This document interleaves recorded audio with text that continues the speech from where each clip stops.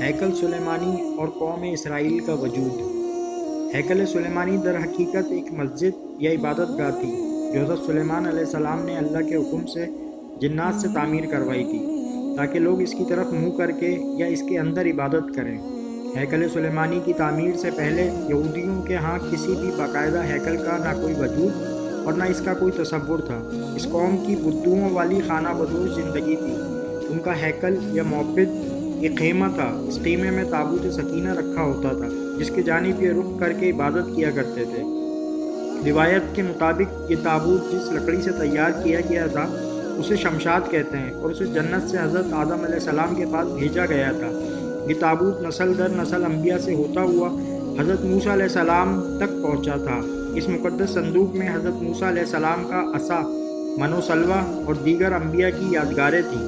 یہودی اس تابوت کی برکت سے ہر مصیبت پریشانی کا حل لیا کرتے تھے۔ مختلف اقوام کے ساتھ جنگوں کے دوران اس صندوق کو لشکر کے آگے رکھا کرتے۔ اس کی برکت سے دشمن پر فتح پایا کرتے۔ جب حضرت داؤد علیہ السلام کو بادشاہت عطا ہوئی تو آپ نے اپنے لیے ایک باقاعدہ محل تعمیر کروایا۔ ایک دن ان کے ذہن میں خیال آیا کہ میں خود تو محل میں رہتا ہوں جبکہ میری قوم کا معبد آج بھی خیمے میں رکھا ہوتا ہے۔ یہ بائبل کی روایات ہیں جیسے بائبل میں ہے۔ بادشاہ نے کہا، میں تو دیوار کی شاندار لکڑی سے بنے ہوئے ایک محل میں رہتا ہوں مگر خداوند کا تابوت ایک خیمے میں پڑا ہوا ہے۔ چنانچہ آپ نے ہیکل کی تعمیر کا ارادہ کیا اور اس کے لیے ایک جگہ کا تعین کیا گیا۔ ماہرین نے آپ کو مشورہ دیا کہ اس ہیکل کی تعمیر آپ کے دور میں ناممکن ہے، آپ اس کا ذمہ اپنے بیٹے حضرت سلیمان علیہ السلام کو دے دیجیے۔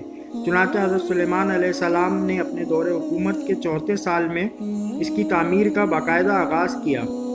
آج اس کی بناوٹ اور مضبوطی سے اندازہ کیا جا سکتا ہے کہ یہ تعمیر انسانوں کے بس کی بات نہیں تھی۔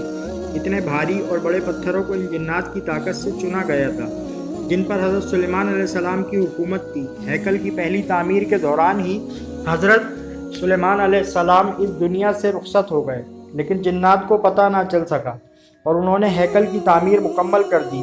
یہ واقعہ آپ نے پہلے بھی پڑھا ہوگا کہ حضرت سلیمان علیہ السلام کی روح اللہ نے دوران عبادت ہی قبض کر لی، لیکن اس کی ترکیب اس طرح بنی کہ آپ ایک لکڑی پر سر اور کمر رکھ کر عبادت میں مصروف ہو گئے اور اس لکڑی کے سہارے سے یوں لگتا تھا کہ آپ اب بھی عبادت ہی کر رہے ہیں جبکہ آپ کا انتقال ہو چکا تھا۔ بہرحال یہ ہیکل، معبد یا مسجد بعد بہت عالیشان اور وسیع و عریض تعمیر کی گئی تھی۔ حضرت سلیمان علیہ السلام کی وفات کے بعد اس میں 3 حصے کر دیے گئے تھے۔ بیرونی حصے میں عام لوگ عبادت کیا کرتے تھے، اس سے اگلے حصے میں علماء جو کہ انبیاء کی اولاد میں سے ہوتے ان کی عبادت کی جگہ تھی۔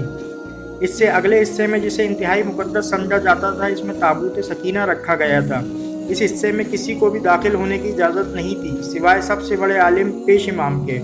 وقت گزرتا رہا، اس دوران بنی اسرائیل میں پیغمبر مبعوث ہوتے رہے۔ یہ قوم بد سے بدتر ہوتی رہی۔ یہ کسی بھی طرح اپنے گناہوں سے توبہ طائب ہونے یا ان کو ترک کرنے کے لیے تیار نہ تھے۔ یہ ایک جانب عبادتیں کیا کرتے، دوسری جانب اللہ کے احکام کی صریح خلاف ورزی بھی کرتے۔ ان کی اس دوگلی روش سے اللہ پاک ناراض ہو گیا۔ ان کے پاس ایک بہت بڑی تعداد میں انبیاء بھی بھیجے گئے، لیکن یہ قوم سدھرنے کو تیار نہ تھی، حتیٰ کہ ان کی شکلیں تبدیل کر کے بندر اور سور تک بنائی گئیں، لیکن یہ گناہوں سے باز نہ آئے۔ تب اللہ نے ان پر لعنت کر دی۔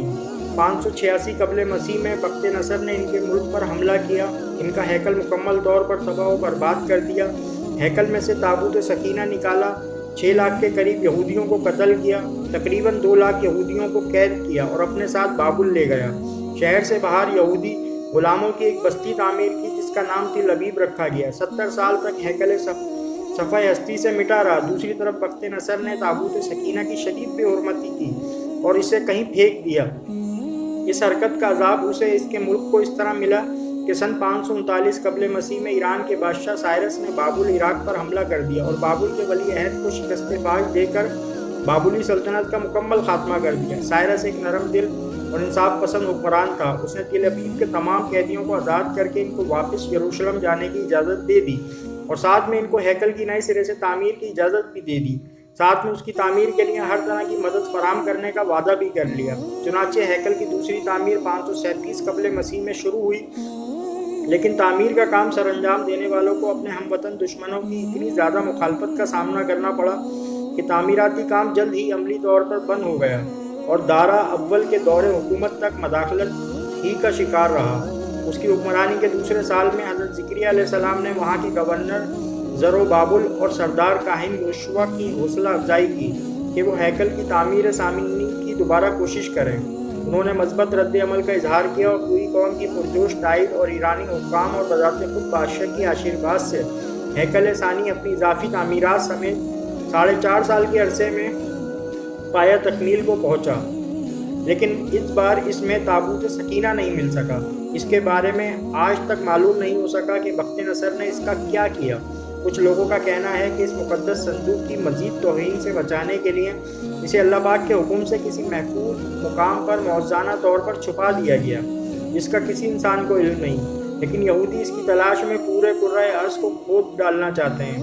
ایک اور دلچسپ بات، عام طور پر تاریخ دان ہیکل کی 2 دفعہ تعمیر اور 2 دفعہ تباہی کا ذکر کرتے ہیں۔ تاریخ کے ایک بات میرے سامنے آئی کہ ایسا نہیں، اس ہیکل کو 3 بار تعمیر کیا گیا، لیکن اس کے ساتھ بھی ایک دلچسپ کہانی وجود میں آئی۔ ہیروڈس بادشاہ، جو کہ حضرت عیسیٰ علیہ السلام کی پیدائش سے چند سال پہلے کا بادشاہ ہے، اس نے جب اس کی بہتر طریقے سے تعمیر کی نیت کی تو یہودیوں کے دل میں ایک خوف پیدا ہوا کہ اگر اسے نئے سرے سے تعمیر کے لیے گرایا گیا تو دوبارہ تعمیر نہیں ہوگا۔ ہیروڈس نے ان کو بہلانے کے لیے کہا کہ وہ صرف اس کی مرمت کرانا چاہتا ہے، اسے گرانا نہیں چاہتا۔ چنانچہ سن 19 قبل مسیح میں اس نے ہیکل کے ایک طرف کے حصے کو گرا کر اسے تبدیلی کے ساتھ اور کچھ وسیع کر کے تعمیر کروایا۔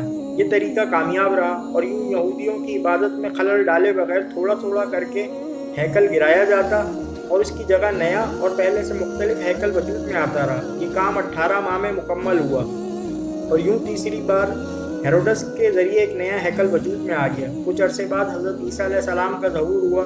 اللہ کے اس رسول پر ایک بار پھر یہودیوں نے حسب معمول مظالم کے پہاڑ توڑنے شروع کر دیے۔ دراصل وہ اپنے مسیحا کے منتظر تھے جو دوبارہ آ کر ان کو پہلے جیسی شان و شوکت عطا کرتا۔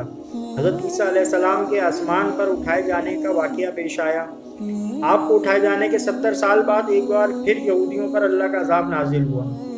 اس بار اس عذاب کا نام ٹائٹس تھا۔ یہ رومی جرنیل بابل کے بادشاہ بخت نصر سے بھی زیادہ ظالم ثابت ہوا۔ اس نے ایک دن میں لاکھوں یہودیوں کو تہہ تہہ کر دیا۔ اس نے ہیروڈس کے بنائے ہوئے عظیم الشان ہیکل کی اینٹ سے اینٹ بجا دی اور یہودیوں کو ہمیشہ کے لیے یروشلم سے نکال باہر کیا۔ یہودی پوری دنیا میں بکھر کر اور رسوا ہو کر رہ گئے۔ کم و بیش 1900 سال تک بھٹکنے کے بعد برطانیہ نے جب فلسطین پر قبضہ کیا تو ساتھ ہی ایک ناجائز بچے اسرائیل کو فلسطین میں جنم دے دیا، اور یوں صدیوں سے دھکے کھانے والی قوم کو ایک بار پھر اس ملک اسرائیل میں اکٹھا ہونے رہنے کی اجازت مل گئی۔ لیکن یہ قوم اپنی ہزاروں سال پرانی گندی فطرت سے باز نہ آئی۔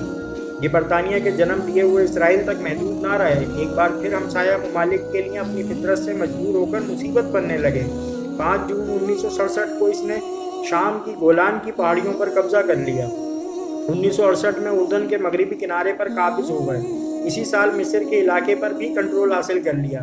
آج اس قوم کی شرارتیں اور پھرتیاں دیکھ کر اندازہ ہوتا ہے کہ یہ آج سے 2-3 ہزار سال پہلے بھی کس قدر سازشی رہے ہوں گے، جس کی وجہ سے اللہ نے ان پر لعنت کر دی۔ مسلمان ممالک کی بغیرتی اور بزدلی کی وجہ سے اب اس نے پوری دنیا کے مسلمان ممالک میں آگ لگا کر رکھ دی ہے۔